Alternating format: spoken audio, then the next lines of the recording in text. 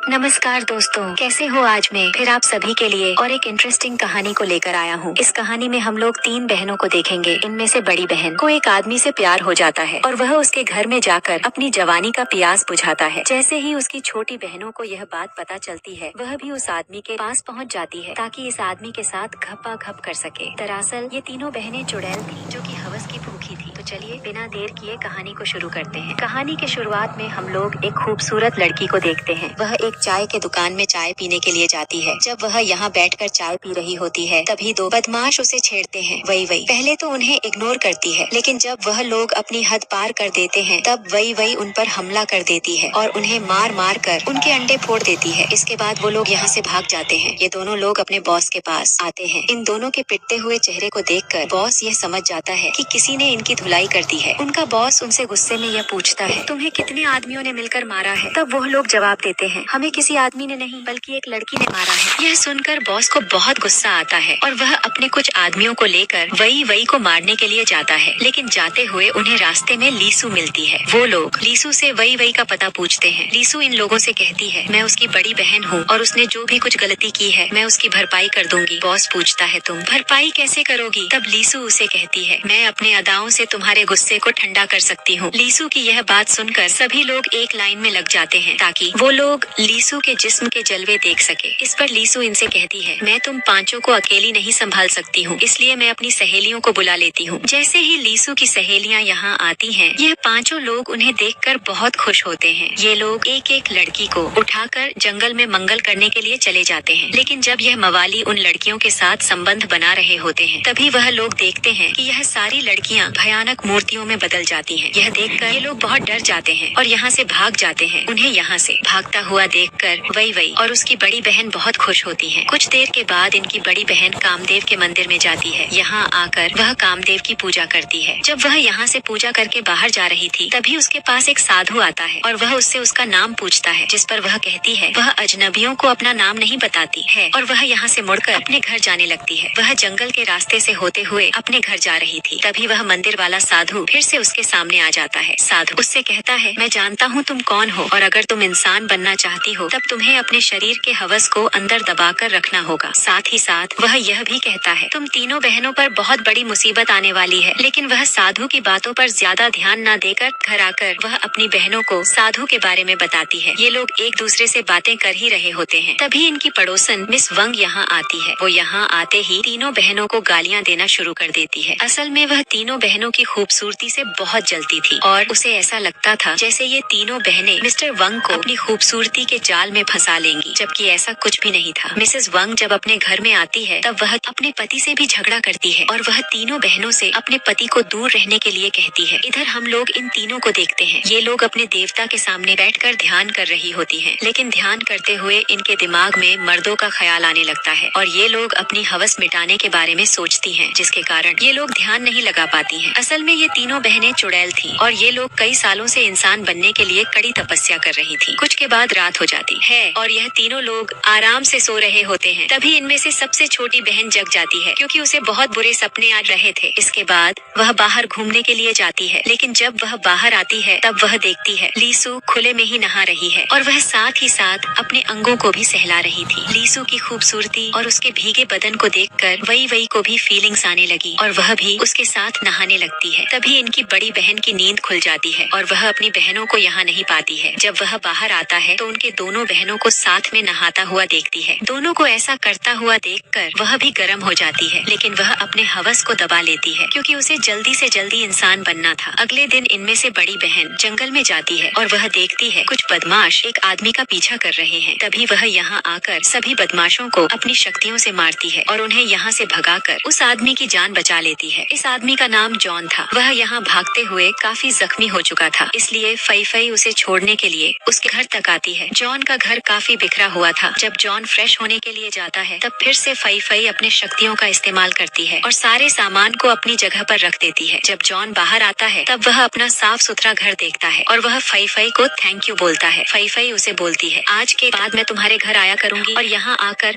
मैं तुम्हारे सारे काम कर दूंगी। जिस पर जॉन उससे कहता है, मेरे पास इतने पैसे नहीं है कि मैं तुम्हें काम पर रख सकूं। उसकी बात सुनकर फई फई उससे कहती है, मुझे पैसों की कोई भी जरूरत नहीं है, मैं तो बस तुम्हारी मदद करना चाहती हूँ। फई फई अब जॉन को पसंद करती थी, इसलिए वह उसके सारे काम करना चाहती थी। इधर हम लोग वई वई और लीसू को देखते हैं, जो कि अपनी बड़ी बहन का वेट कर रही थी, क्योंकि वह सुबह से घर नहीं लौटी थी। कुछ देर के बाद फई फई घर में वापस आती है, लेकिन वह यहाँ अपनी बहनों को जॉन के बारे में कुछ भी नहीं बताती है। इसके बाद वह एक दिन अच्छे से तैयार होकर जॉन से मिलने के लिए जाती है। सबसे छोटी बहन को उस पर शक होता है, इसलिए वह उसका पीछा करने लगती है। तभी वह नहीं देखती है उसकी बड़ी बहन एक झोपड़ी के अंदर जाती है। कुछ देर के बाद जब वह जॉन के घर से निकलती है, तब वही वही जॉन के घर में जाती है, ताकि वह यह बात जॉन को कह सके कि उसकी बड़ी बहन यहाँ क्यों आती है। जॉन यहाँ बाथरूम में नहा रहा होता है। वही वही उसे अचानक देख लेती है और उसे देखकर बहुत घबरा जाती है। जब जॉन की नजर उस पर पड़ती है, तब वह उसे भला बुरा कहकर अपने घर से भगा देता है। जिसके बाद वही वही रोते हुए अपने घर में आती है। उसे रोता हुआ देखकर लीसू उससे कारण पूछती है। इसके बाद वही वही लीसू को जॉन के बारे में सब कुछ बताती है। उसकी पूरी बात को सुनकर लीसू को बहुत गुस्सा आता है और वह अपनी तलवार निकालकर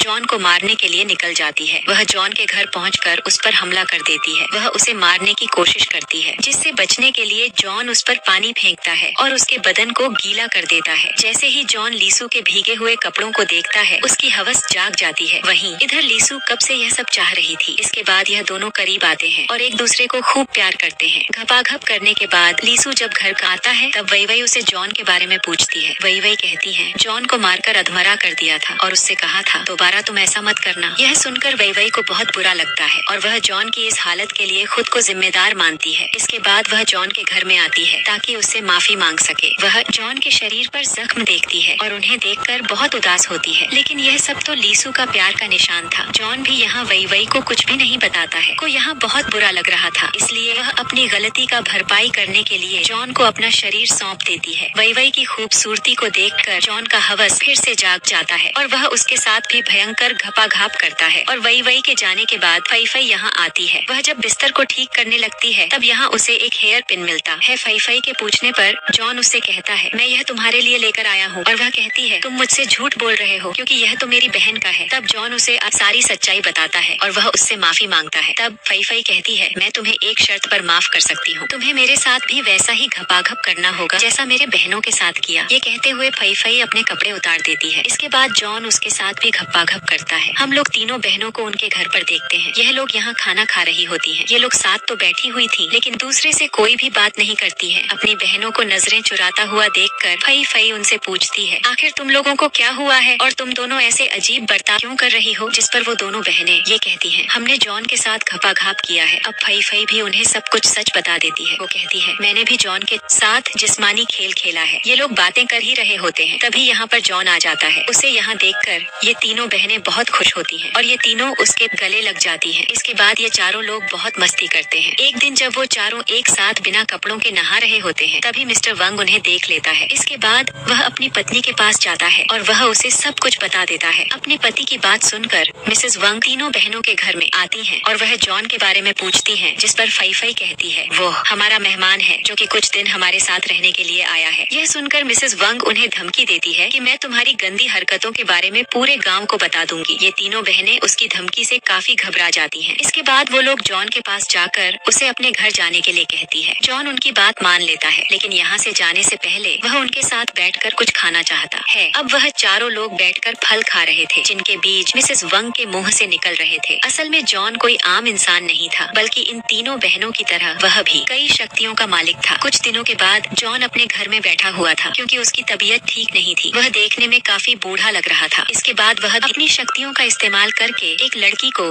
अपने वश में कर लेता है। उधर हम लोग तीनों बहनों को देखते हैं कि इनके शरीर में अचानक बाल उगाए थे। फई फई को लगता है जैसे यह सब जॉन के साथ सोने की वजह से हो रहा है। ये तीनों बहनें बहुत घबरा रही थीं, क्योंकि वो लोग ऐसे में इंसान नहीं बन सकते थे। कुछ देर के बाद तीनों बहनें जॉन से बात करने के लिए उसके घर में जाती हैं, लेकिन जॉन इस समय बाथरूम में होता है और अंदर से अजीब सी आवाजें आ रही थी। जब तीनों बहनें बाथरूम में देखती हैं, तब सामने का सीन देखकर ये तीनों बहुत डर जाती हैं और उनकी आंखें खुली की खुली रह जाती हैं, क्योंकि जॉन एक भयानक शैतान में बदल चुका था और वो उस लड़की को जिंदा खा रहा था, जिसे उसने अपने बस में किया था। जॉन का भयानक रूप देखकर फई फई उस मंदिर वाले साधु के पास जाती है और वह उससे मदद मांगती है। साधु उससे कहता है, मैंने तो तुम्हें पहले ही कहा था कि तुम्हें अपने हवस को दबाकर रखना है, लेकिन तुम ऐसा नहीं कर पाई। जब फई फई उसे और भी रिक्वेस्ट करती है, तब साधु उसे जॉन से छुटकारा पाने का उपाय बताता है। इसके बाद ये तीनों बहनें घर में आकर जॉन का एक पुतला बनाकर उस पर काला जादू करती हैं। इस जादू का जॉन पर जल्दी असर होने लगता है। जॉन भी अपनी ये शक्तियों का इस्तेमाल करके यह समझ जाता है कि उसके साथ यह सब क्या हो रहा है और कौन उस पर काला जादू कर रहा है। इसके बाद वह तुरंत यहाँ पहुँच जाता है और इन तीनों बहनों से लड़ाई करता है। इसके बाद वह इन तीनों को अपने वश में कर लेता है। जैसे ही वो लोग इसके बस में आती हैं, यह तीनों अपने कपड़े उतार देती हैं। लेकिन तभी अचानक साधु यहाँ आ जाता है और वह इन तीनों बहनों को जॉन के जादू से आजाद करता है। आखिर में साधु अपने शक्तियों का इस्तेमाल करके जॉन को मार देता है। इसके बाद इन तीनों बहनों को अपने किए का पछतावा होता है। असल में जॉन एक बूढ़ा राक्षस था जो कि लड़कियों के साथ संबंध बनाकर